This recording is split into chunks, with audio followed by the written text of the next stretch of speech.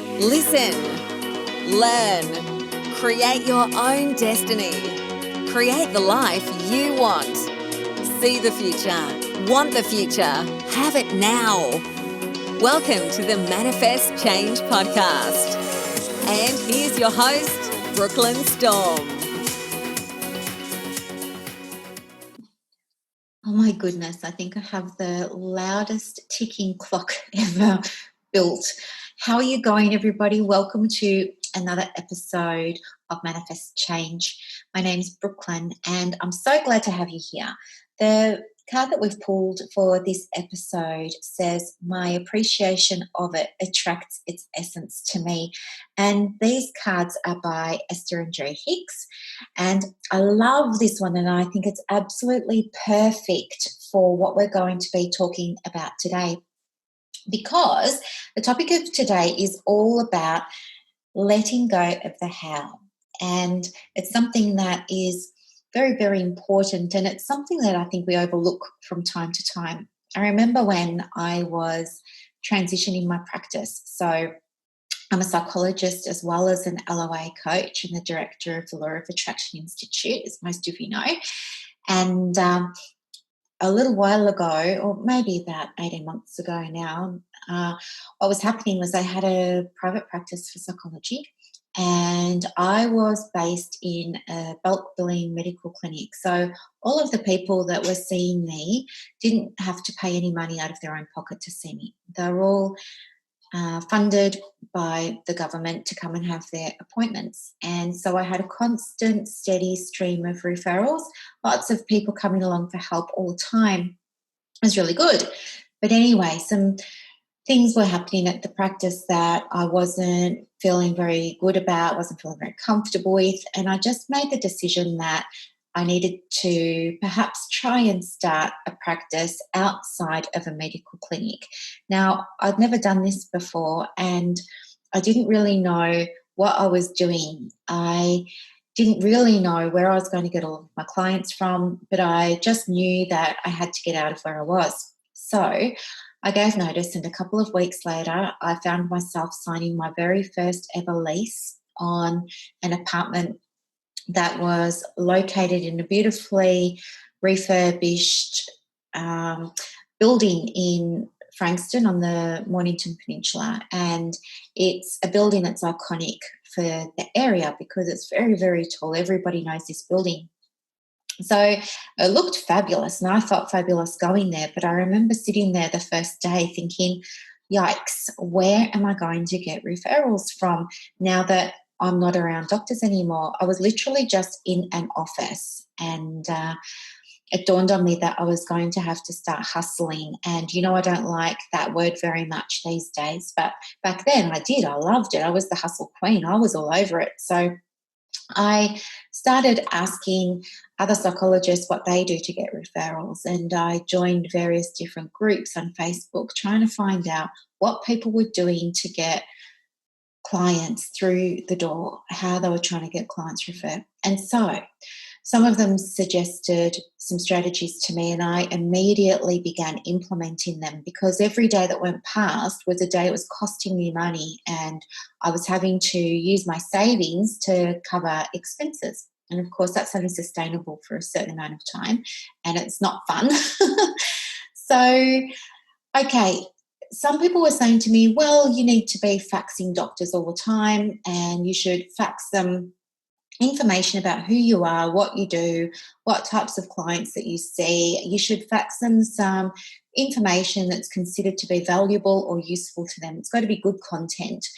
So I went about manually writing up the names of every single doctor within a 25-kilometre radius and putting their details into a spreadsheet. And then every Monday I would fax all of these doctors. And I was starting to get referrals, but it wasn't enough. Of course, you want more because you panic or panicking about money.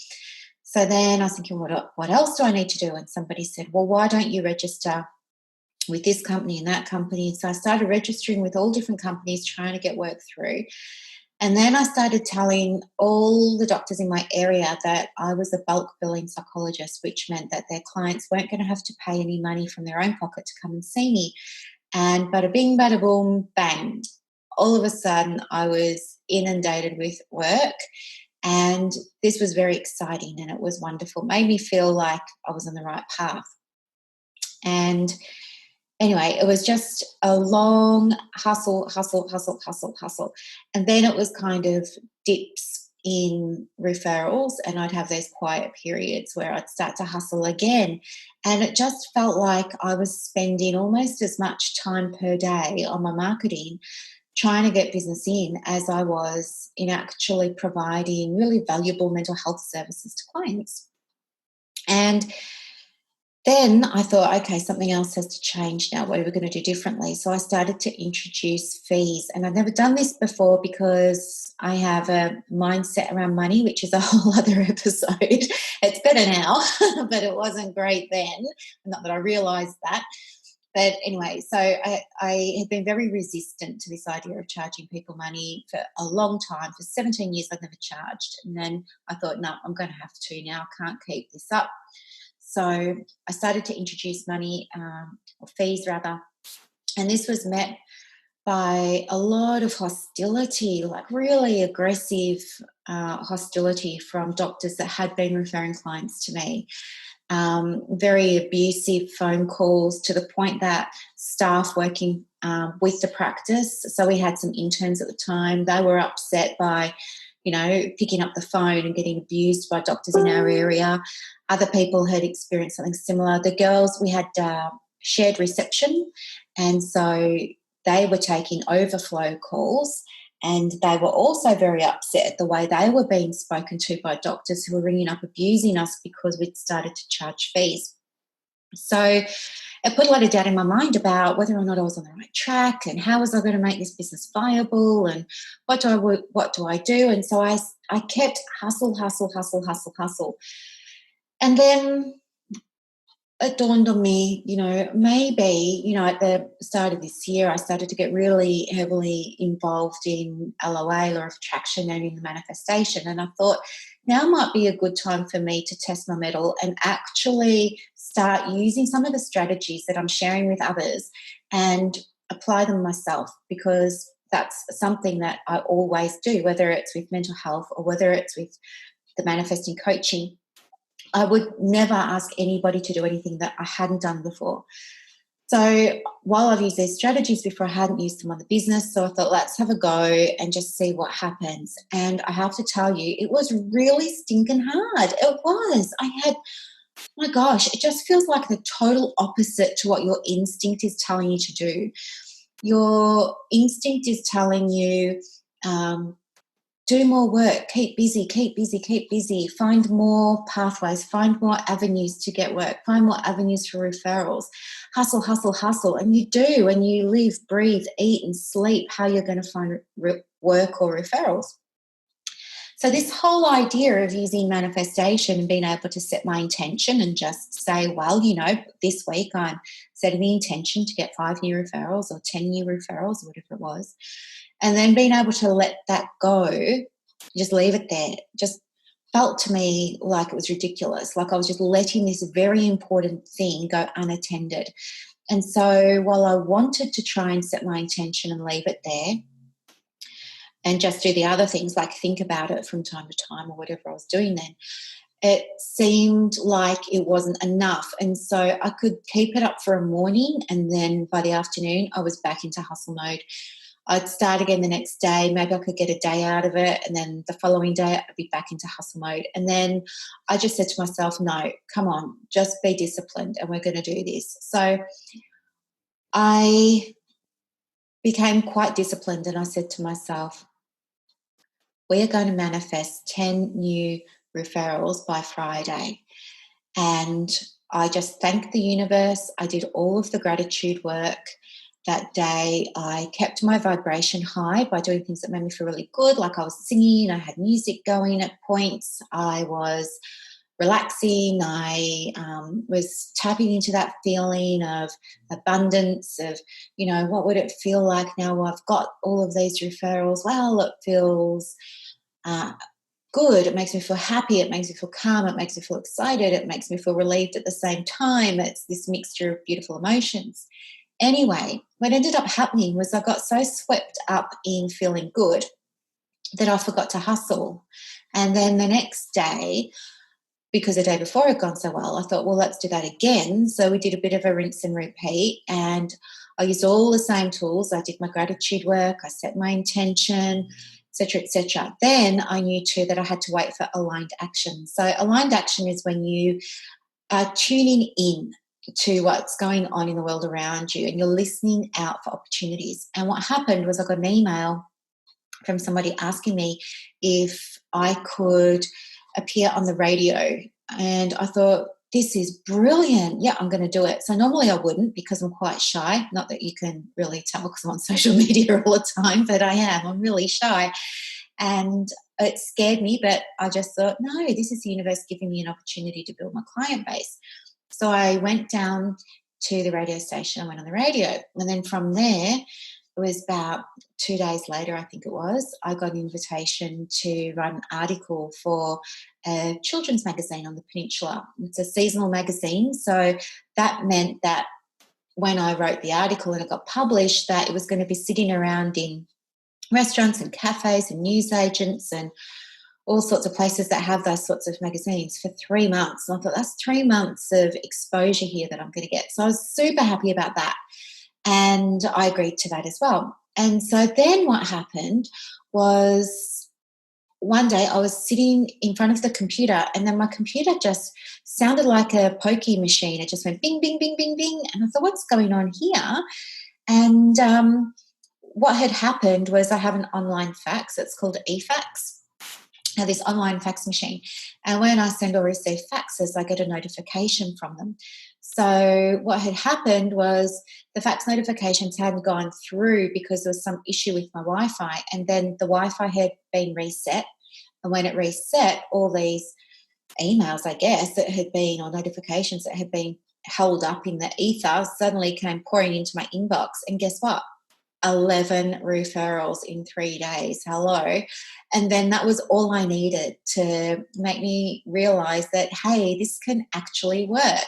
So then I kept doing it and, I just love it. And now I don't do that much marketing at all, to be honest. Like I can't remember the last time I, did a formal marketing strategy or anything like that. I used to do them for 1 month or 6 months or something like that, and I used to try and stick to them. But now I'm using these tools from Law of Attraction and they're working and they're enjoyable and I love, love, love them. So I guess one of the takeaways from that is that the whole process of manifesting really is so simple. It's just to ask, believe, and receive. But sometimes our desires are so strong. We want it so badly, like I was, that I was attaching to it. And when we attach to the outcome, what happens is we're telling the universe that we're lacking something. And then, one of the primary principles of Law of Attraction is like attracts like. So if I'm sending out the vibration that I'm lacking or that I don't have something, guess what? More of that's going to come back. And that was what was happening. But by imagining that I already had it, imagining I already had this thriving practice, imagining I already had a steady stream of referrals of ideal clients, it worked for me. It showed my mind, it showed the universe that I could have it. Also, when we're asking for things, we're telling the universe we don't have something. And when we don't have something, that can make us feel all sorts of emotions that are counterproductive to manifesting. For example, it can make us feel frustrated or disappointed or sad or sorry or guilty or ashamed or anything like that. And that's going to, block all the things from coming into our reality that we're trying really hard to manifest. And it stops us from experiencing gratitude, which, as you know, is one of the key foundations for manifesting. So in order to let go, my advice would be focus on what you want as if you already have it and focus on the feeling that comes from having it. And you can do this by acting as if you already have it. You can focus on activating the feelings that come with having it, like feeling inspired that you did it, feeling proud, feeling excited, feeling motivated, energetic, happy, elated, all of those wonderful things. And in doing that, you're able to let go of the how. Think about it like this.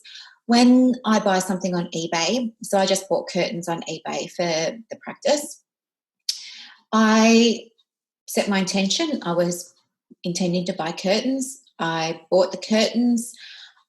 I clicked purchase and, I got the receipt up, all good. Now, I haven't given those curtains another thought. I'm just trusting that they're going to be delivered. And it's the same with when you're manifesting.